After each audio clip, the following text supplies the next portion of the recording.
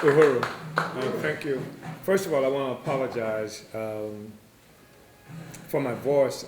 I'm not able to project on tonight the way that I'm accustomed to speaking, as people here will probably tell you.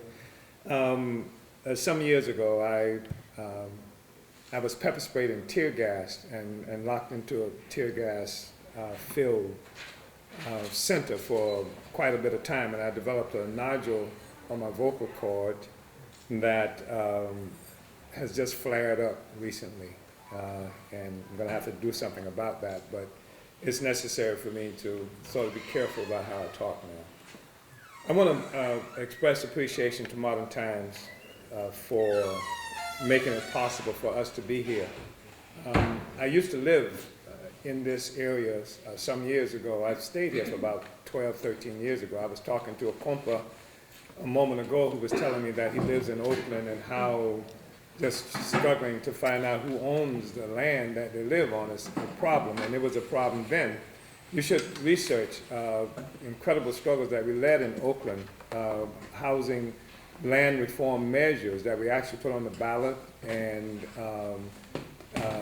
that challenged that setup, because in Oakland, this was in the 1980s, you had a situation in East Oakland where most of the residential commercial rental property was owned by people. 80 some odd percent didn't live, or 50, 60% didn't live in the city of Oakland, and 80 some odd percent of the commercial rental property was owned by people who didn't live in the city.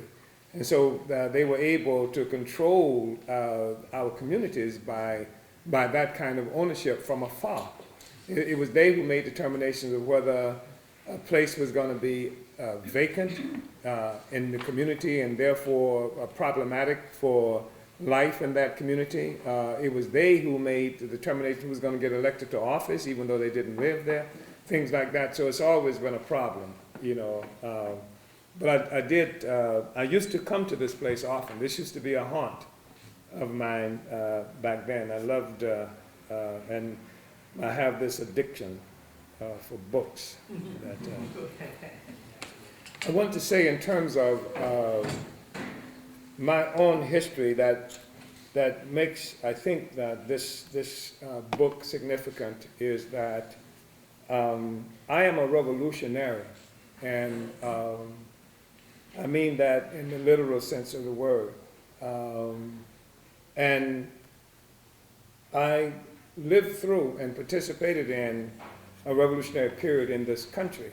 It was a period that did not exist in this country in isolation. In fact, at the time, the Chinese described what was happening in the world as revolution being the main trend. When I say the Chinese, I mean, you know, under the leadership of Mao Zedong and the Chinese Communist Party at that time. And indeed, there was revolutionary struggle happening around the world. We saw it in Vietnam. We saw several efforts at revolution, some of which were not successful in places initially like Nicaragua and Uruguay with the Tupamaros. And of course, the Cuban Revolution that happened in 1959 that set the pace for a lot of what was happening in the world. And in this country also, revolution was the main trend. And there was a time when this news magazine that many people considered an organ of the CIA at the time, this U.S. News and World Report, I think it was, actually did a poll of the African population, and some 10% of the African population said it considered itself revolutionary, which was really profound. And under any circumstances, I think that's profound. But given the fact that U.S. News and World Report, I mean, you got white guys running around the community asking, are you a revolutionary? And 10% says yes. You know, that was a pretty profound kind of thing.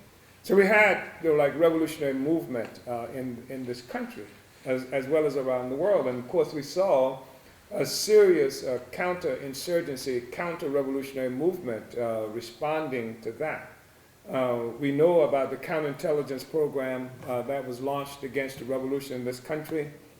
It resulted in assassinations of some of the most incredible leaders, such as Malcolm X and Martin Luther King, and it resulted in 1969 alone of more than 300 members of the Black Panther Party being arrested in this country, and more than 30 of them being assassinated, being killed in different actions around this country. And I mentioned the Black Panther Party, but they were just the best known of the organizations. There were all kinds of organizations at this time that attempted to take up a revolutionary mantle. And many of them people never heard of. Some people heard of Carl Hampton, who was assassinated in Houston, Texas, with People Party number 2, but there were others who went nameless because they didn't have a newspaper that was publishing 250,000 copies every week, and they didn't have the kinds of connections throughout this country and around the world that the Black Panther Party had. So they were below the radar as they were being wiped out and incarcerated throughout this country. But the point is that it was revolution. It was a revolution that was defeated. But subsequent to that, on the back end, as a consequence of the revolution, serious counterinsurgency actions have been taken against this entire African population. And that included the introduction of the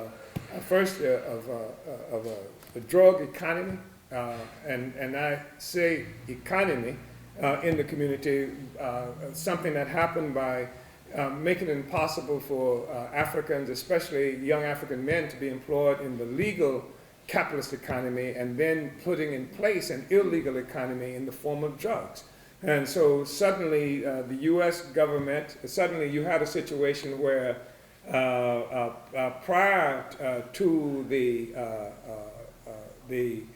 1960s, as a consequence of the 1960s rather, you saw the U.S. government engaged in war against the heroic people in Vietnam, and you saw a situation where what they called the Golden Triangle at that time, where most of the world's opium was coming from, and you had the U.S. government engaging in war on two fronts. On the one hand, war against the people of Vietnam, and at the same time, the introduction we saw of heroin into our communities.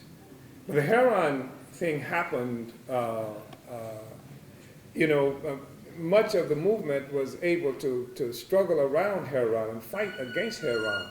But what happened is in 1979, as you know, when the Sandinistas marched into Managua and overthrew the puppet regime of Somoza, then you saw a different thing, because as you know, while in the Golden Triangle, most of the world's opium was located, in South America, it was cocaine. And suddenly the U.S., and this is not even speculation, I mean, guy Gary Webb, writing for the, I think, San Jose Mercury News, revealed some of this stuff, even though he paid a dear price for it. And even though what he put in the San Jose Mercury News was not a tenth of what he had online in terms of that, but even before then, we in Oakland, marching through the streets, the slogan was, "The White House is the Rock House, and Uncle Sam is the Pusher Man." And that was something that was clear to us all along. But we got, confirmation by investigation by this guy, where actually, as the U.S. was maiming and murdering people in Nicaragua who had the courage to make that revolution, on the one hand, they were bringing airplanes to Honduras, where they were taking weapons to give to these reactionaries that they call the Contras. And in some instances, on the same plane, they were loading cocaine that was, in some instances, dropped off at Homestead Air Force Base right there in Florida, among the various other places. And then suddenly somebody goes into a laboratory and creates this thing they call a derivative of cocaine that they call crack, very inexpensive and extraordinarily addictive drug that we are led to believe that a 17-year-old high school dropout living in the housing projects decided to do.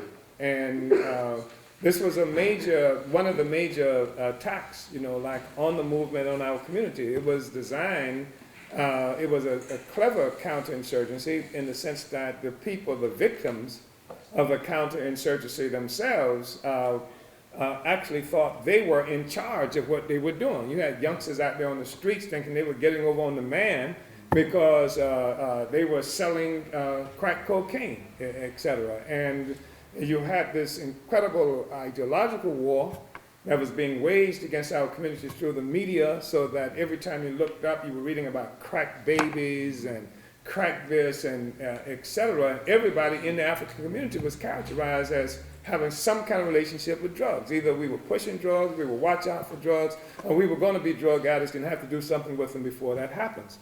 And so you have this whole thing, and at the same time, massive amounts of capital leaving the poorest sectors of the country, the poorest population, massive amounts of capital, a kind of involuntary tax, in the form of people who are now addicted to this drug, and it ends up, like on stock markets and auto dealers and, other places. In fact, the St. Petersburg Times ran a newspaper article on one occasion that said that if they stopped the cocaine trade, that the economy of the state of Florida would sink into the sea. And so that they had no interest in seeing the economy of the state of Florida sink into the sea. And the fact is, you are too young to remember it, but there was a time when all the currency in this country, when they tested it, had cocaine traces on it. So that's how pervasive this thing was. And of course, they succeeded in crushing the revolutionary movement, demoralizing the entire community, because the community becomes extraordinarily demoralized by this, creating chaos in the community, etc., on the one hand.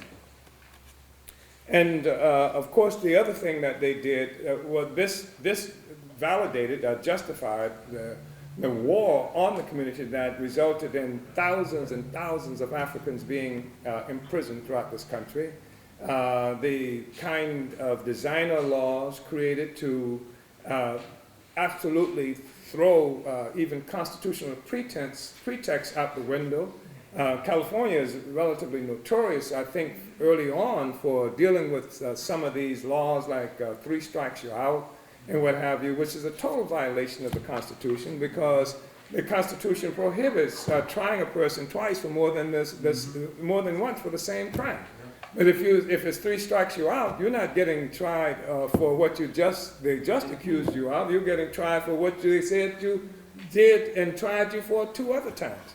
But then it's been said that dictatorship is ruled without regard for law. And that's exactly what we see when we see this kind of thing that was happening. So the revolutionary movement was crushed. And it was replaced by petty bourgeois African academicians and NGO types and poverty pimps, etc. And for the longest period, what has passed for progressive or revolutionary activity, in fact, progressivism has sort of become the word, now, not revolution, not overthrowing imperialism or capitalism, but somehow people are progressive, and what the hell that means, it depends, compared to what, as the song goes. And so now, we have people whose careers, academicians, you can see them regularly, on TV and hear them on KPFA and other, kind of quote-unquote progressive stations. But it's not revolution.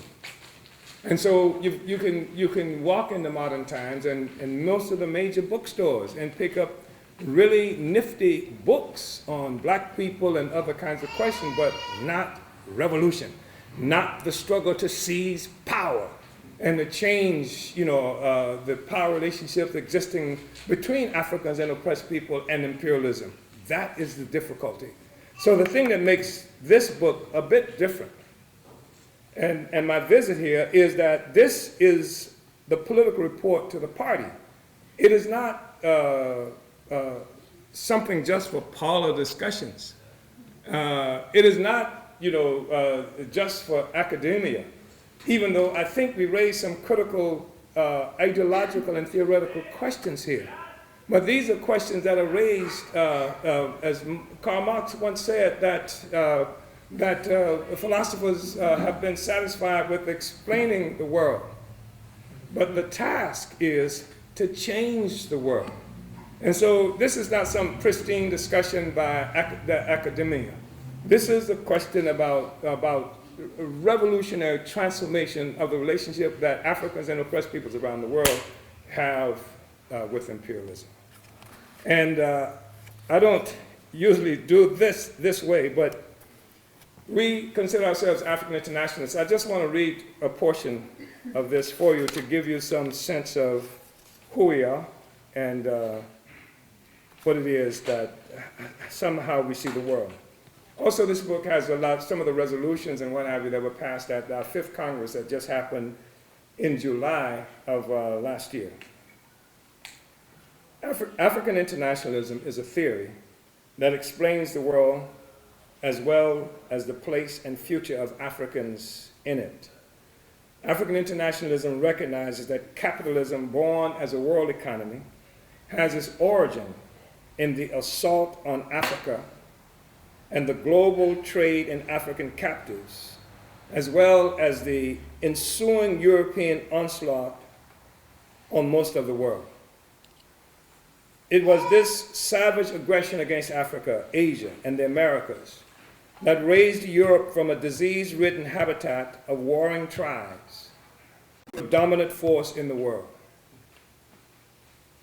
Europe is today inhabited by a people whose sense of sameness is both defined and challenged by the unifying parasitic capitalist economy that puts Europe in opposition to the rest of the world upon which their economic lifeline depends. That puts Europeans, a unifying parasitic capitalist economy that puts Europeans in opposition to the rest of the world upon which their economic lifeline depends. This is a part of the discussion I was having with some young comrades earlier today in terms of what's happening in Libya and what's happening in Iraq and so many other places around the world. African internationalism recognizes that the process of slavery and brigandage that consolidated the political economy, national identity, and general well-being of what came to be known as Europe is the same process that results in the wretched, divided, impoverished, and exploited lot of Africans and much of the world. African internationalism is scientifically falsifiable, as a scientifically falsifiable theory, as can be seen in this question: would capitalism and the resultant European wealth and African impoverishment have occurred without the European attack on Africa, its division, African slavery and dispersal, colonialism and neo-colonialism? Simple question. Would we be looking, like a successful Europe without those factors? It's not even complicated. It's not even, quote unquote, a theoretical question. It's a practical answer can be given to that. And we say that the answer to this question exposes the other shallow theories that put forward to explain the advent of capitalism and the comparative conditions of existence separating Europe from the rest of the world.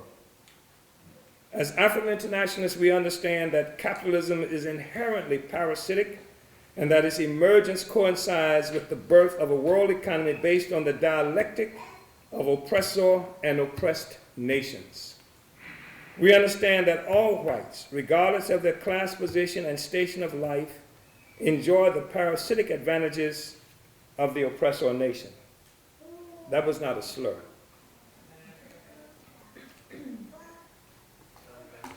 We understand.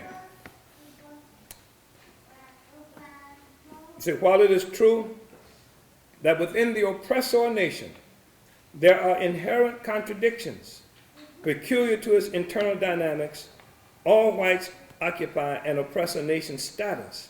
This is true of white men and women, workers and bosses, and heterosexuals and homosexuals.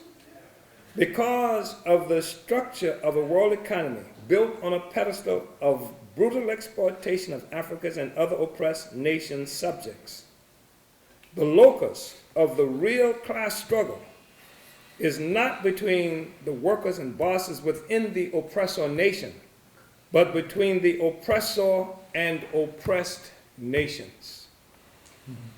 On July 19, 1920, V.I. Lenin, leader of the Russian Revolution of 1917, made a presentation to the Second Congress of the Third Communist International that reflected the impact of the Garvey movement and other struggles for national liberation were having on the consciousness of Europeans who had previously disregarded our significance.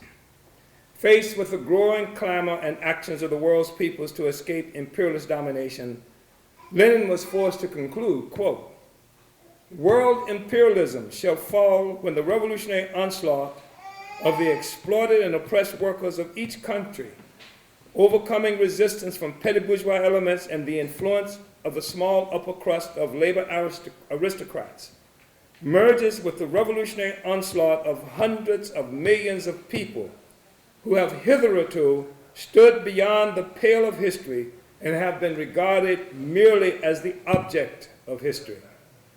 That was a good statement by Lenin, but you know why Lenin had to make that statement? Because at the same time, in this period, in 1917, what else was happening in the world? The Garvey movement was leading 6 to 11 million African people on every continent almost, in a called Africa for Africans, those at home and those abroad. Pancho Villa, Emiliano Zapata, Augusto Sandino, Sun Yat-sen, all around the world, oppressed people were in motion and challenging this whole notion that somehow this, industrial working class was going to lead the revolution that was going to transform the world. And so now Lenin's still talking about the industrial workers, but he says when these hundreds of millions of people who have hitherto been beyond the pale of history, seen merely as objects of history, when this happens, then we will see the destruction of imperialism. And of course he was right. He was wrong about some other things, but he was dead on about this question. So we said that, he also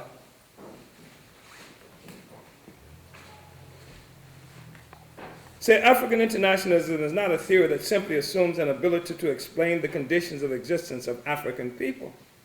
It is a theory of the world and how it came to be the way it is, affecting Africans and everyone in particular ways.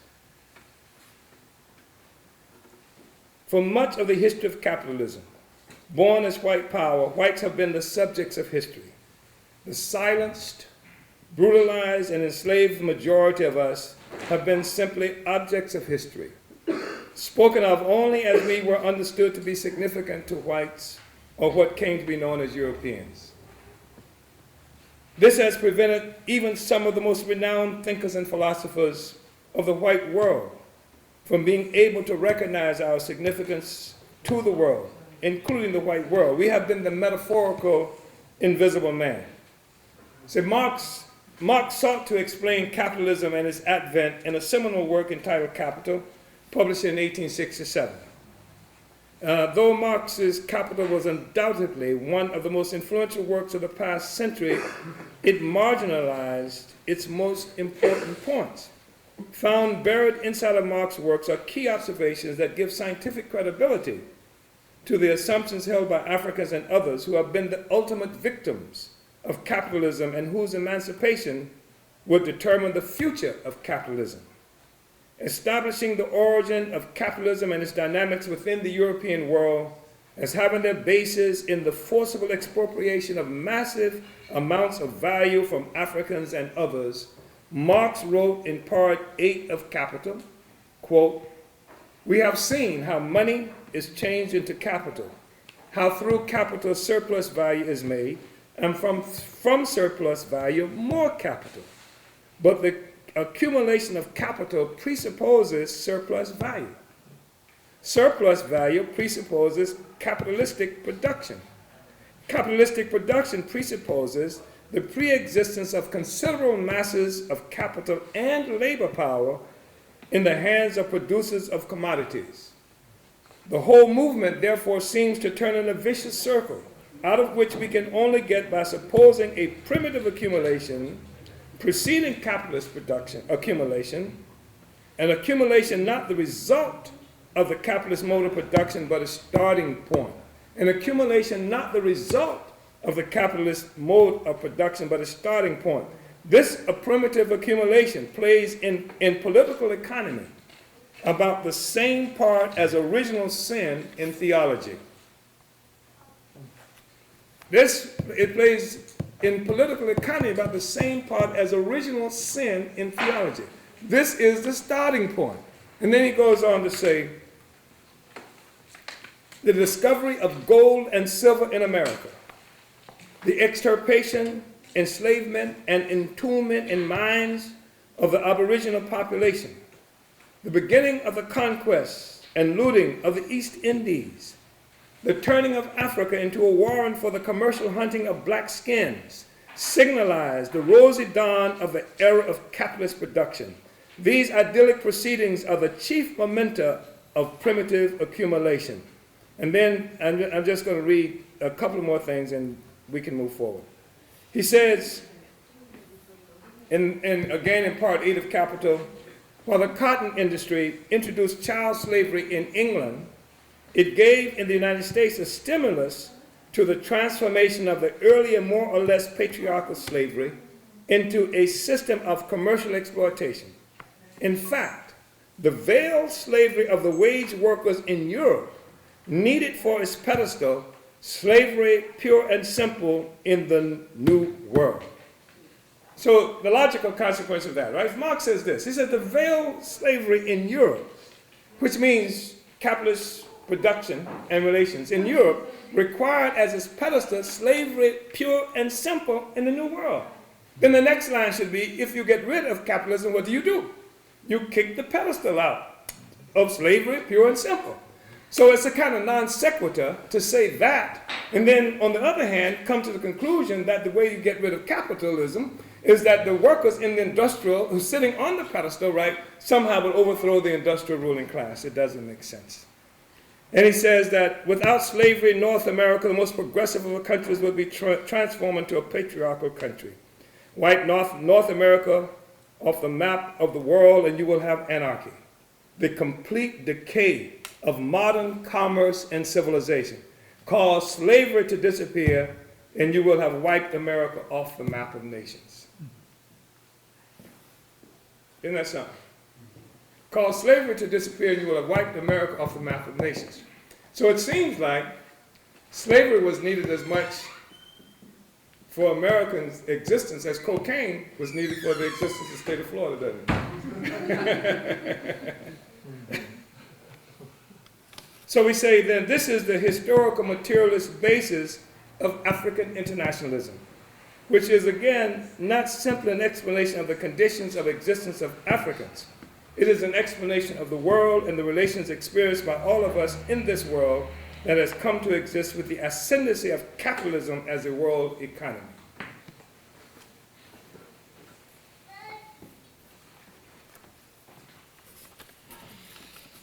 So I wanted to share that with you, and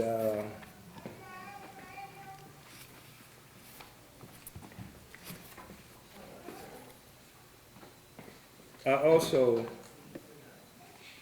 want to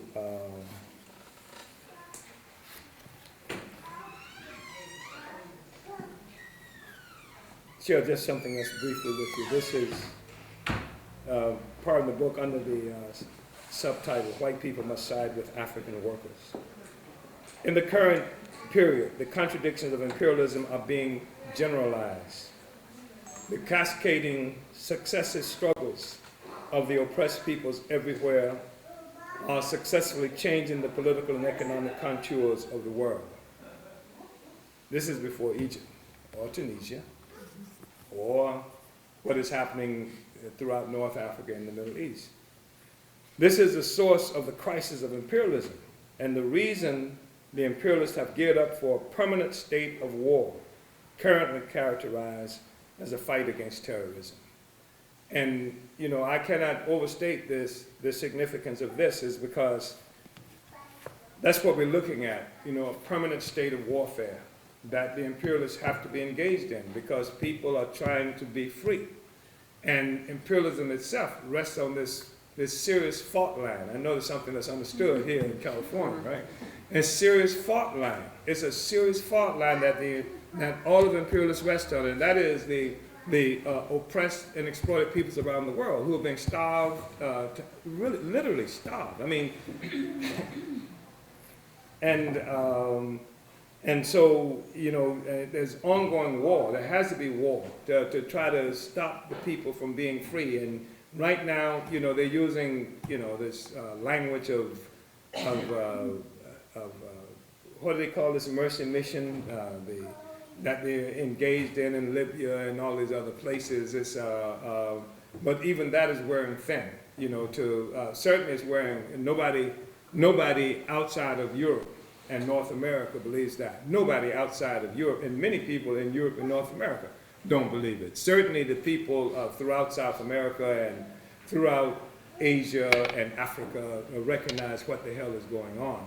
And the camouflage that's being used with having a Negro president in this country is also something that is wearing thin. It's not something that's working that effectively anymore. I mean, I understand that even now Germany is having having doubts about what the U.S. is doing in Libya. And I don't know how many of you remember when Obama went to Germany as a part of his campaign, when he landed in Berlin, and how thousands of people came out to see, you know, this guy, assuming that it was going to make some fundamental difference, you know, as compared with the George Bush regime that was being replaced at the time. But it's wearing thin. It's wearing thin in African communities in Chicago, you know, and throughout this country. So people are beginning to wake up to that. So nevertheless, despite all the imperialist duplicity and claims about fighting terrorism, imperialist wars being increasingly discredited as a viable solution. The economic crisis and bourgeois colonialist state response to it are exposing greater numbers of North American oppressor nation citizens to economic anxiety and political outrage. The self-interested concerns of the North American oppressor nation citizens are real. The problem historically is that the North American population has usually united with solutions to their perceived problems at the expense of Africans and others. This is an example of the power of the ideological foundation of imperialism. That's what we say racism is. You know, people are running around fighting against racism, right, which is essentially the ideas in people's head. But that is racism, white supremacy, these notions of essentially the ideological underpinning of imperialism. It is the philosophy, the ideology that unites the majority of white people with the efforts to keep the rest of us oppressed, suppressed. So the real issue is not fighting against the ideas. I mean, that's wonderful. Somebody should do that, I believe. But I think the real question is for the oppressed people to fight for power, for political power, for power. That's what anti-colonial movements all around the world are for. You didn't hear the people in Afghanistan saying stop racism. You know, the people in Nicaragua, they weren't saying, you know, U.S. stop racism. You know, they understood that the question is about power. It gets confused here in this country, however, because in this country there's a false national consciousness existing among many people. They like to refer to the United States as being a nation of immigrants. You know, when the fact is, it's a prison of nations. And Africans here are not immigrants, we're captives. And somebody forgot. You know, it's not like, you know, a couple of 100 years ago, you know, we were lounging in Angola and said, hey, you know what? You know, like 400 years from now, they're gonna need black people in the basketball team. You understand? Let's get a jump on it. Let's go ahead and get a jump on it right now. No. And an assault on Africa was made. And I'm here as a consequence of that, and that assault has not ended even yet.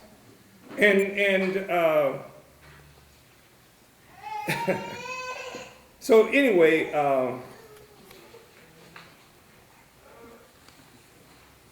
we say that the power of this philosophy, this nonsense about racism, and it's got people running around in circles, and it's something that I imagine must really feed the ego of white people. I imagine there must be something. I don't even know if people know how helpful that is, for oppressed people, no matter what the hell has happened to us, etc. All we really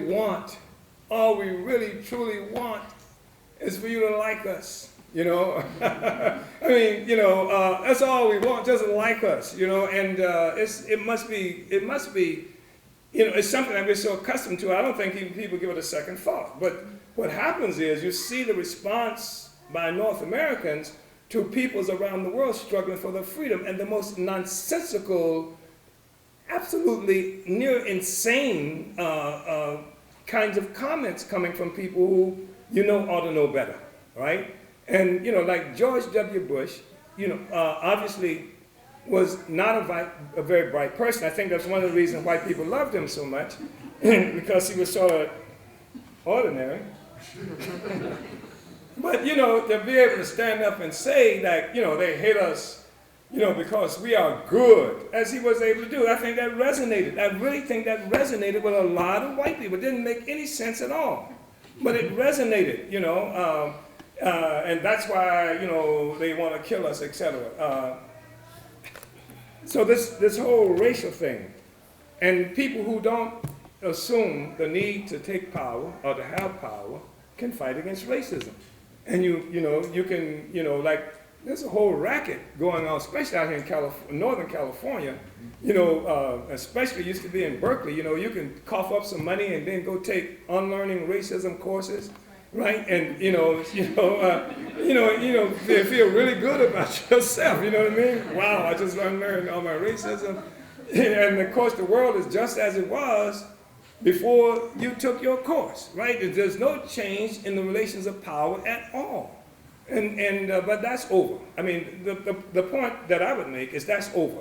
Now, generally speaking, there's a whole new paradigm that's being created by oppressed peoples around the world that makes it damn near impossible for people to hold on to the same kind of nonsensical ideas that they've had about the world. Increasingly, you hear it too. You hear it because one of the things that's necessary for successful rule is that for successful domination is that the rule must have the appearance of being just and permanent, But increasingly, obviously, there's a lot of anxiety that reverberates throughout the North American population about whether or not this is permanent. People are really having serious questions about that. And increasingly, what you hear, if you look at these pundits on TV, even the question of justice doesn't have anything to do with it. Increasingly, it doesn't have to do with justice about this is ours. I remember reading a quote some time ago about, I think it was one president who was claiming that some territory was there. It said, this is ours, we stole it fair and square. And I think that that's increasingly the kind of attitude that you see coming from these political pundits. And, and it's notorious. And it's not just happening over there. It's happening here in this country. It's happening, like with drones that's, around the borders. It's happening with language that's coming from a certain sector that talks about Mexicans coming across the border as la reconquista, the reconquest of land, and even the concept of reconquista suggests that they know that they stole the damn land in the first place, right? You see in African communities the massive incarceration rate, the murder by police. This is stuff that's happening on a daily basis. And California has tied with Texas for the second largest prison population in the world. California tied, there are more people in prison in California and Texas, each of them, than there are people who are in prison in China with more than 1 billion people. And most of them who are in prison are Africans and Mexicans. Because we are good, right? It's not holding water anymore. And increasingly, the so-called leaders in our communities, whether here or internationally, are falling into disrepute among the masses of the people because they don't offer real solutions. They simply collaborate with our oppressors, and that's not working anymore. It's not working in Egypt. Not exactly. I mean, there's still a lot to be decided about how that's going to end up, but it's not working in most of the world. And increasingly, we'll see it's not working here. So I appreciate your attention. I don't want to read the entire book, although I'm tempted to. But I don't know if there's, let me say this before you, brother. I just want to say this, that we really have to condemn this brutal war that this neo-colonial, this creep who's now in the white people's house, Barack Hussein Obama, has initiated against Libya. And all this nonsense about the war being to protect the Libyan people from Gaddafi is obviously an obscene lie. And it's mind-boggling, that they would even make this kind of statement, given the fact that they're clients states, like in Yemen, massacring, hundreds of people in Bahrain, where, the Saudis who function, essentially at the political will of U.S. imperialism, among others, sending troops to crush the popular movement that's developing there. When it was the United States that gave Egypt. Egypt was the second largest recipient of U.S. military resources, with only Israel topping it out. Who were the Egyptian? Who were the Egyptian government supposed to fight with that? The damn sure weren't going to fight Israel, right? Who was the enemy? It was the population. It was the Egyptian people themselves. And they thought they had a lock, stock, and barrel, that they could control the masses of the people. And of course, it didn't work that way. And so what they are really concerned about is the shifting balance of power. It's happening in different places around the world. I mean, they're fighting in the China Pacific. That's why this stuff about Korea, North Korea has become the great threat that would justify moving, more military forces into that area, particularly naval forces. They are losing ground in South America. That's why, that's why Hugo Chavez is, and Evo Morales in Bolivia under constant, attack. And there are other movements in that region and area as well. That's why under Obama, there's something like 7 military bases been put down on the ground in Colombia. And now, among other places, they're losing ground in the North Africa, Middle East region. And it's representing a real shift in the power equation, not only in general terms, but specific to that region. Because, as you know, they've been trying to undermine and do what they can to neutralize the Iranian government for some time, even under Bush. Remember, Bush came up with this really interesting axis of evil that included Iran. And Iran has become much more influential, in part as a consequence of the war on Iraq. Because Iraq, for a while, Saddam Hussein functioned as a balance for Iranian power. Then they overthrow Saddam Hussein. And Iran, is stronger by comparison, but not only that, stronger in Iraq also. Maybe more as influential and perhaps more influential than the U.S. in Iraq, because the Shia, a population that has now emerged as a central political force there, that's closely aligned with Iran. So you have Iran, you have Libya, hardline around the Palestinian question. Both of them, notwithstanding whatever contradictions they may have, they're hardline around the Palestinian questions. Iran, hardline about U.S. military and political intervention and presence in that region, assuming for itself the responsibility of being the hegemon, if there has to be one, right? And so now, with Egypt being in a questionable situation that exposes the illegitimate military outposts of Israel to greater problems, etc., it has become necessary for them to attack Libya as they have been attacking Iran. They've tried to do a similar thing in Iran with forces who they are in touch with there to give the impression of some kind of popular uprising. But they arrested, British commandos were arrested by farmers in Libya. This is the so-called popular revolt with British commandos. I think there were 7 of them arrested, you understand? By farmers there. That's pretty tough commandos if the farmers can't come up and arrest them. So it's just all nonsensical, and I think that what we're looking at is a deep and growing crisis of imperialism as it exists today. It is under severe stress, severe contradictions.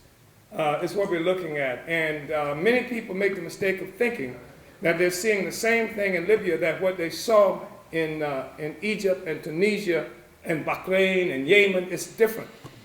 It's different.